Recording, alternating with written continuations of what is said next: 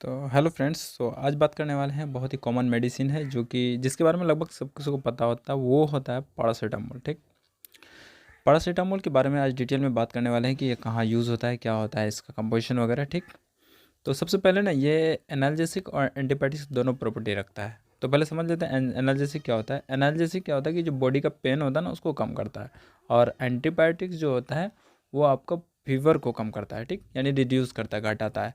तो ये ना दोनों प्रॉपर्टी रखता है। ठीक, एनाल्जेसिक भी और एंटीबायोटिक्स भी।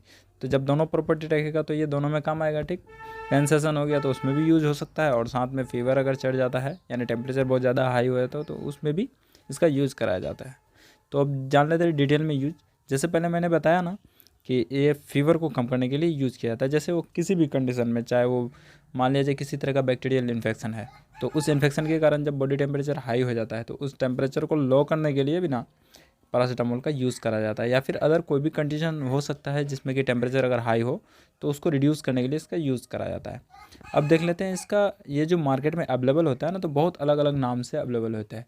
तो हम लोग ना मेन बात करेंगे तो पैरासीटामोल तो इसका मेडिसिन है, लेकिन वो बहुत सारे अलग अलग कंपनियां जो हैं वो अपने अपने नाम देती है। जैसे कि डोलो हो गया, कालपोल हो गया, पैराजेसिक, पैरासिप, इस तरह के अलग अलग नाम से मतलब प्रोवाइड करती है मेडिकल्स में। ठीक, तो यहाँ पे कन्फ्यूजन नहीं होना है कि पैराजेसिक है तो फिर ये अलग हो जाएगा, डोलो है तो वो अलग, नहीं। लेकिन इसके अंदर जो कंपोजिशन है वो सिर्फ पैरासीटामोल ही मिलेगा।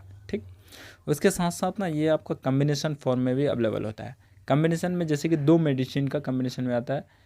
कुछ मेडिसिन में एसिलोफेनेक पैरासीटामोल आता है, कुछ में आता है आपका निमोसिलाइड पैरासीटामोल के साथ कम्बिनेशन में आता हो।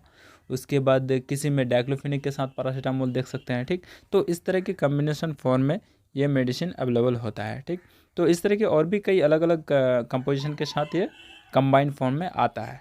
ठीक, तो अब देख लेते हैं इसका डोज की किस किस कंडीशन में कितना कितना डोज दिया जाता है। तो ये डिपेंड करता है सिवेरिटी पे कि सिवेरिटी कैसा है, या फिर इसका बॉडी का टेम्परेचर जो है वो कितना हाई तक जाता है, उस हिसाब से दिया जाए। ऐसे कॉमनली अगर यूज़ की बात करें ना तो इसको 15 mg/kg के हिसाब से, यानी दिन में 2 बार या 3 बार दिया जा सकता है। तो ये हो गया कॉमनली डोज। ठीक, जो कि मतलब एडेड डोज की अगर बात करें तो इतना दिया जा सकता है।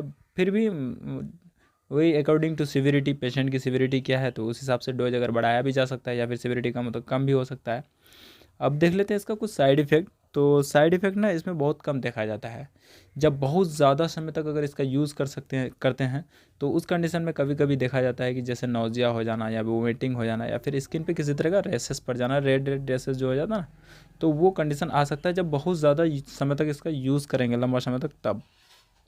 तो इसमें अब देख लेते हैं दूसरा कंट्राइंडिकेशन कि कौन इसको ले सकता है और कौन कौन नहीं ले सकता है। तो ज़्यादातर ना इस मेडिसिन को ना ज़्यादातर लोग ले सकते हैं। तो इसमें क्योंकि साइड इफ़ेक्ट बहुत कम है, तो इसमें प्रेगनेंसी के दौरान भी आप ले सकते हैं, या फिर लैक्टेशन के दौरान, या ब्रेस्ट फीडिंग जो होता है, तो इस कंडीशन में भी इस मेडिसिन को लिया जा सकता है क्योंकि इसमें बहुत कम साइड इफ़ेक्ट देखा जाता है। तो ये पैरासीटामोल की थी जो भी बात कही मैंने। तो देखिए, कोई भी मेडिसिन लेने से पहले देखिए कॉमन से कॉमन भी मेडिसिन हो ना तो डॉक्टर की ज़रूर से एक बार सलाह ले लीजिएगा।